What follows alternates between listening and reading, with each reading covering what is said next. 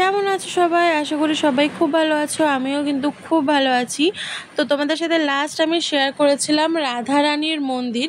তো তারপরে আমরা টোটো করে চলে এসেছি নিমাইয়ের জন্মস্থান। এখানেই উনি বেড়ে উঠেছিলেন, এখানেই ওনার জন্ম। তো দেখো চারিদিকটা এত সুন্দর ঠান্ডা পরিবেশ, আর ওপরে যে গাছটা তোমাদের দেখাচ্ছি ওটা কিন্তু নিম গাছ।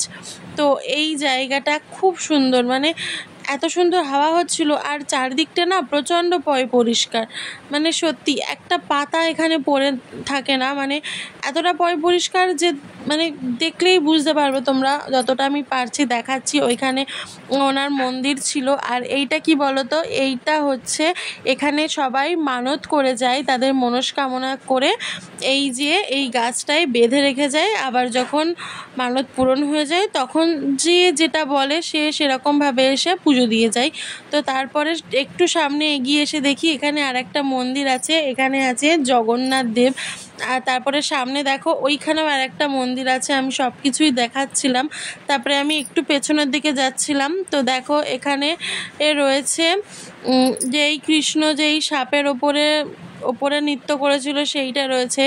তো তারপরে আমরা এখান থেকে টোটো করে উঠে চলে এসেছিলাম গৌরাঙ্গের কাছে, মানে 7 ফুট উঁচু গৌরাঙ্গ, 7 ফুট না 8 ফুট আমার ঠিক মনে পড়ছে না। জায়গাটার নাম হচ্ছে সোনার গৌরাঙ্গ।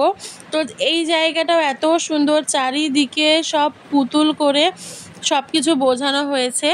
দেখো এই জায়গাটা আসলে মানে তোমাদের কিন্তু যেতে ইচ্ছা করবে না, এত সুন্দর একটা জায়গা। আর চারিদিকে এত সুন্দরভাবে মানে মূর্তি করে করে সব কিছু বোঝানো রয়েছে যে মানে বলার মতন না। জায়গাটা কিন্তু খুব সুন্দর। ওই যে ওপরে যেই মূর্তিটা দেখতে পাচ্ছ ওইটাই হচ্ছে সোনার গৌরাঙ্গ। ওটা সম্ভবত 8 ফুট বা 7 ফুট লম্বা। মানে আমি ওনার সামনে দাঁড়ালে মানে আমাকে উঁচু হয়ে দেখতে হচ্ছে। মানে আমি ছবি তুলেছি, তোমাদের সাথে তো শেয়ারও করেছিলাম। এত সুন্দর পরিবেশটা। তারপরে ওই সোনার গৌরাঙ্গের পেছনের দিকেও একটা জায়গা করা ছিল, ওইখানেও সব মূর্তি করে খুব সুন্দর করে পুরনো দিনের ঘটনাগুলোকে বোঝানো হয়েছে। আর ভেতরটা না খুব অন্ধকার ছিল, যার জন্য আমি লেখাগুলো তুলেছি, কিন্তু তোমরা কতটা পড়তে পারবে সেটা আমি বলতে পারছি না। মানে পরিবেশটা এত সুন্দর। আর আমার সবথেকে ভালো কী লাগছিলো জানো, আমার সামনে একটা হচ্ছে ফ্যামিলি যাচ্ছিল, মানে তাদের ছোট বাচ্চা আর হচ্ছে তার বাবা মা। তো কাকুটা তার মেয়েকে বেশ বোঝাতে বোঝাতে যাচ্ছিল। এই যে শার্ট পরা যে কাকুটাকে দেখতে পারলে, এটাই হচ্ছে ওই ফ্যামিলিটা। ওই পুচকুটা বারবার জিজ্ঞাসা করছে বাবা এটা কি, বাবা ওটা কি। আর কাকু যতটা জানে ততটাই পুচকুটাকে বুঝিয়ে বলার চেষ্টা করছিল। আর ওই ফাঁকে আমারও শোনা হয়ে যাচ্ছিল। আমি তো ওনাদের পেছনই যাচ্ছিলাম। ওনারা বলছিলেন, আমি ভিডিও করছিলাম। আমি ভেবেছিলাম ওনার কথাগুলো রেকর্ড করব, তাহলে তোমাদের বুঝতে সুবিধা হবে। কিন্তু আমি করেও ছিলাম, আমার আলাদা করে পরে ভয়েস ওভার দেওয়ার ইচ্ছা ছিল না। কিন্তু ওইখানে যেই পরিমাণ চিল্লামিল্লার কথার আওয়াজ, কাকুটার কথা তোমরা ঠিক করে শুনতে পারতে না, ওই জন্য আমি নিজেই ভয়েস ওভার দিচ্ছি। তো এইটা যতদূর সম্ভব কৃষ্ণের জন্মের সময় কারাগারে। তো তারপরে এইটা পুতনাকে যখন কৃষ্ণ মানে হত্যা করেছিল সেই সময়।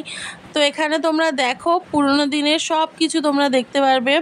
দেখেই সেই ছোটোবেলায় আমরা কার্টুনে দেখতাম যেগুলো, আমার সেইগুলো মনে পড়ছিল। এখানে জগন্নাথ দেব, তারপরে এখানে সবাই মিলে, এটা যতদূর সম্ভব গৌরাঙ্গ দেবের কিছু হতে পারে, আমার খেয়াল নেই। আসলে সব ঘটনা তো আমি জানিও না, ওই জন্যই হয়ে গেছে সমস্যা। যাই হোক, এই যে পুরো মন্দিরটা আমি তোমাদেরকে এখন ভালোভাবে দেখিয়ে দিচ্ছি। তারপরে আবার টোটো করে চলে এসেছিলাম অন্য আর একটা জায়গায়। আর এইখানে যেই গৌরাঙ্গটা দেখো, আমি তোমাদেরকে জুম করে দেখানোর চেষ্টা করছি।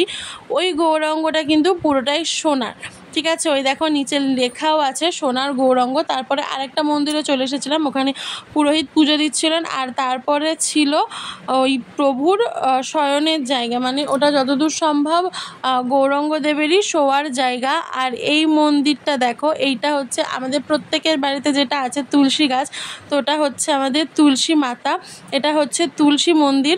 এই দেখো আমি যতটা পেরেছি নেওয়ার চেষ্টা করেছি। তো মায়াপুর নবদ্বীপ ব্লগ এখানেই শেষ হলো। এরকম ভিডিও দেখতে গেলে আমাকে ফলো করতে ভুলো না।